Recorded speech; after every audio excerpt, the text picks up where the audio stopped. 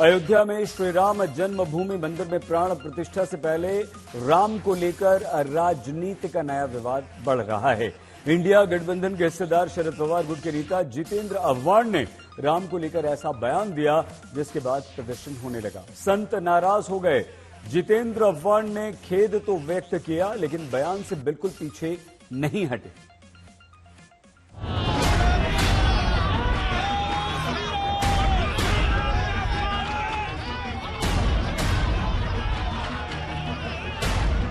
मर्यादा पुरुषोत्तम राम के अपमान के खिलाफ ये प्रदर्शन अयोध्या में प्राण प्रतिष्ठा के लिए तैयार हुए राम मंदिर से पहले छिड़ी राम पर राजनीति में श्री राम को लेकर कही गई निरर्थक बहस वाली बातों के खिलाफ है।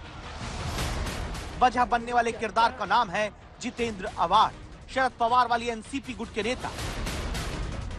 पिछले 2 दिन से जितेंद्र आव्हाड के खिलाफ एनसीपी के अजित पवार गुट और बीजेपी कार्यकर्ताओं की तरफ से विरोध प्रदर्शन हो रहा है। बुधवार रात मुंबई में जितेंद्र आव्हाड के घर पर प्रदर्शन के बाद आज फिर मुंबई में पवार गुट के नेता के खिलाफ बीजेपी ने मोर्चा खोला। अब जितेंद्र आव्हाड के खिलाफ मुकदमा दर्ज करने की मांग जोर पकड़ रही है। ये विवाद यहां तक क्यों पहुंचा, इसके लिए आपको वो बयान सुनाते हैं जिसमें जितेंद्र आव्हाड ने जानबूझकर बार-बार मर्यादा पुरुषोत्तम श्री राम के लिए अमर्यादित भाषा का इस्तेमाल किया, करोड़ों लोगों की भावनाओं को आहत करने की कोशिश की। तब खाते क्या थे राजा राम, और राम क्षत्रिय था, तो क्षत्रिय का खाना ही मांसाहारी होता है। लेकिन आप कह रहे हैं इसको लेकर कंट्रोवर्सी कहीं ना कहीं होती है, आपको नजर नहीं आ रही? क्योंकि राम को मांसाहारी करना, क्या कंट्रोवर्सी? कंट्रोवर्सी क्या? राम का खाना क्या था? कोई बता देवे कि राम मेथी की भाजी खाता था। आप अपने कहे पे कायम है बिल्कुल, इसको कभी बिल्कुल कायम है। ये है, आज के भारत को शाकाहारी बनाना चाहते हैं क्या? इस देश के 80% लोग आज भी मांसाहारी है, वो राम भक्ति है ना। जितेंद्र आव्हाड ने करोड़ों लोगों के आराध्य भगवान राम के लिए अभद्र भाषा का इस्तेमाल करते हुए उन्हें मांसाहारी करार दिया। इसके बाद आव्हाड के घर के बाहर प्रदर्शन शुरू हुआ। टकराव की स्थिति बनते देख पुलिस ने कार्यकर्ताओं को हिरासत में लिया। अब अयोध्या से महाराष्ट्र तक साधु संत समाज के लोग आव्हाड के खिलाफ निंदा करते हैं, विरोध जताते हैं। जितेंद्र आव्हाड बोल रहे हैं कि एनसीपी के नेता कि भगवान राम जब 14 वर्ष वनवास में रहे तो वहाँ वो मांसाहारी थे। यह झूठ है, एकदम गलत है, और इसे झूठे आदमी को हमारे प्रभु के अपमान करने का और उनके करने का कोई अधिकार नहीं है। प्रभु श्री राम का अपमान बर्दाश्त नहीं किया जाएगा। हमारे शास्त्रों में है, जब तक कीन राम का निंदा क्रोधवंत अधिभयो कपिंदा। प्रभु श्री राम की निंदा नहीं सुनेगा यह हिंदुस्तान है। जंगल में इतने अच्छे सेहत को ठीक रखने वाला एक से एक जरी और बोटी भी था, उस पर एक भी उन्होंने सवाल नहीं किया और उन्होंने कह दिया कि भगवान राम मांस खाते थे। समझ में नहीं आता है, इस प्रकार की मानसिकता पता नहीं कैसे नेताओं में आ जाती है। कोई राजनीतिक पार्टी का नेता का भाव इस प्रकार हो, मुझको लगता है बर्दाश्त से बाहर है, क्षम्य योग्य नहीं है। पवार गुट के नेता को अभी ये फिजूल की बहस छेड़ने वाला बयान देने की जरूरत क्या थी? इसकी वजह है एक मांग जो महाराष्ट्र में बीजेपी नेता राम कदम ने मुख्यमंत्री एकनाथ शिंदे से की कि 22 जनवरी को जब अयोध्या में मंदिर में प्राण प्रतिष्ठा होगी, उस तारीख की पवित्रता को ध्यान में रखकर 22 तारीख को महाराष्ट्र में शराब और मांस की दुकानें बंद कर दी जाएं।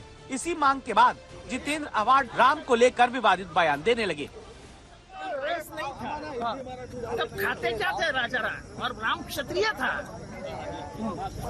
तो क्षत्रिय का खाना ही मांसाहारी होता है। लेकिन आप कह रहे हैं इसको लेकर कंट्रोवर्सी कहीं ना कहीं होती है, आपको नजर नहीं आ रही? क्योंकि राम को मांसाहारी करना, क्या कंट्रोवर्सी? एक विशेष संप्रदाय को खुश करने के लिए वो इस प्रकार की बेहुदी बातें कर रहे हैं। मुख उनका है ये बेहुदी बातें करने का, पर वो बोल रहे हैं जो उनकी बोली है, ये घमंडी अलायंस की बोली है, ये उद्धव ठाकरे की बोली है, राहुल गांधी की बोली है, ये शरद पवार की बोली है। ये सारे मिलकर हमारे प्रभु राम को, उसकी छवि को बदनाम करना चाहते हैं। अब जितेंद्र आव्हाड खेद तो जताते हैं लेकिन अपने बयान से पीछे नहीं हटते। अरे मेरे खिलाफ अमेरिका में केस दर्ज करो, मैं केसेस से डरने वाला आदमी नहीं हूँ।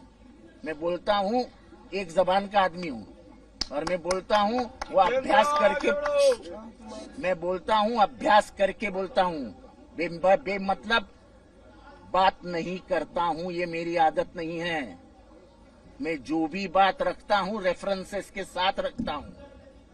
अगर मैं वाल्मीकि रामायण का रेफरेंस रखता हूं तो इसका मतलब आप समझिए कि मैं अभ्यास करके आया था। पर फिर भी लोक भावनाओं का आदर करना सार्वजनिक जीवन में बहुत महत्वपूर्ण होता है। लोगों को दुखाना नहीं, ये हमको शरद पवार साहब ने सिखाया है। सत्य कितना भी कड़वा हो, वो कड़वा जहर आप खुद पी लीजिए, लेकिन लोगों को मत दुखाओ, ये साहब ने मुझे कहा है। इसलिए मैंने लोगों के प्रति जो खेद व्यक्त कर रहा हूं, और क्या। जितेंद्र अफवाण का क्या सिर्फ ये कहना कि भावनाएं आहत होती हैं तो खेद जताता हूं काफी है? निर्णय आपको करना है। राजनीति इस पर बढ़ती जा रही है। बीजेपी नेता पूछ रहे हैं कि क्या हिंदू धर्म के अलावा किसी और धर्म के लिए भी ऐसा बयान देकर माफी मांगने की बात जितेंद्र अफवाण करेंगे? इस प्रकार की बातें जो कही जाती हैं एक विशेष वर्ग के वोट को संतुष्ट करने के लिए, तुष्टिकरण की राजनीति के तहत ये कही जाती हैं। न तो आप बताइए इनकी हिम्मत है कभी ये राम को पूछ रहे हैं कि राम क्या खाते थे, क्या पहनते थे? ये पूछ सकते हैं मोहम्मद साहब के लिए वो क्या खाते थे, क्या पहन सकते थे? ये पूछ सकते हैं ईसा मसीह के लिए वो क्या खाते थे, क्या पहन सकते थे? नहीं पूछ सकते, पूछ ही नहीं सकते। इनकी हैसियत नहीं तो कोई आएगा, कोई सर काट के इनका ले जाएगा। हम असहिष्णु नहीं है कि जो आके सर किसी का काट ले जाएंगे। हम सर नहीं काटेंगे, लेकिन बटन इतनी जोर से दबाएंगे कि चीखें निकल जाएंगी, जैसे पिछले 3 राज्यों में निकल गई। आने वाले समय पर इनको बताएंगे। इसका क्या संबंध है? इसे देख केरल के लोग तो मांस खाते हैं। इस देश के अंदर हिंदू कम से कम 70% लोग मांस खाते, मांसाहारी हैं। तो आस्था और भगवान की पूजा का शाकाहारी और मांसाहारी से क्या संबंध है? और भगवान राम क्या खाते थे और क्या नहीं खाते थे, आज इसका क्या औचित्य है? तो इस प्रकार की बातें बोलकर क्या मैसेज देना चाहते हैं, क्या बताना चाहते हैं? तो मैं सभी राजनीतिक दलों के नेताओं से अपील करूंगा कि 22 तारीख को जो भव्य राम मंदिर का शिलान्यास होने जा रहा है, उस समय इस प्रकार की अनर्गल बातें न बोले, लोगों की आस्था को ठेस पहुंचाने का काम न करें। राम क्या खाते थे, क्या पहनते थे, क्या हुआ नहीं हुआ, इन सब बातों का आज कोई औचित्य नहीं है। जितेंद्र अफवाण अकेले नेता नहीं है। पिछले 24 घंटों में सबसे अधिक कांग्रेस के नेताओं ने ऐसे बयान दिए जिनमें राम मंदिर से जुड़े प्रश्न उठाए गए। तो तेजस्वी यादव ने बीजेपी के ऊपर राम मंदिर के उद्घाटन कार्यक्रम का राजनीतिकरण करने का आरोप लगाते हुए मंदिर की जरूरत और वजूद पर ही प्रश्न उठाने का प्रयास किया है। बीमार पड़ोगे, अस्पताल जाओगे कि मंदिर जाओगे? पेड़वा कट जाएगा तो मंदिर पंडित जी के दिखाई में जाएगा कि अस्पताल में डॉक्टर जी को दिखाओ? बताओ आपको क्या चाहिए भाई?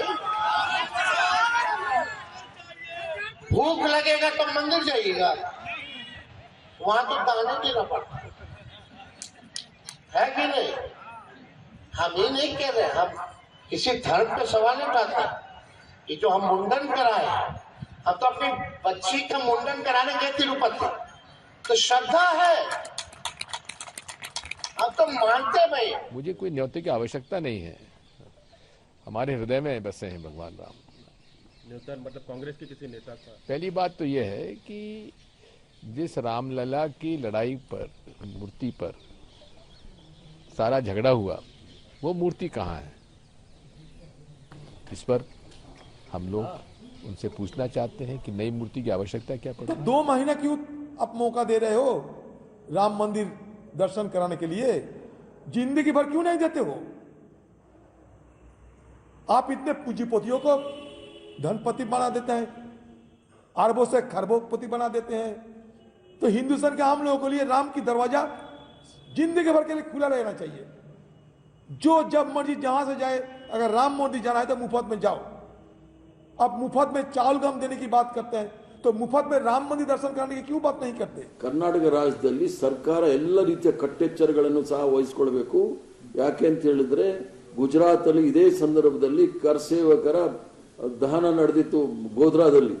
ಅದೇ ರೀತಿಯ ಒಂದು ಸೃಷ್ಟಿ ಮಾಡಲಿಕ್ಕೆ ಪ್ರಯತ್ನ ಮಾಡ್ತಾರೆ. ಕರ್ನಾಟಕ ರಾಜ್ಯದಲ್ಲಿ ಯಾವುದೇ ರೀತಿಯ ಅಹಿತಕರವಾದ ಘಟನೆ ನಡೆಯಲಿಕ್ಕೆ ಅವಕಾಶ ಕೊಡಬಾರದು.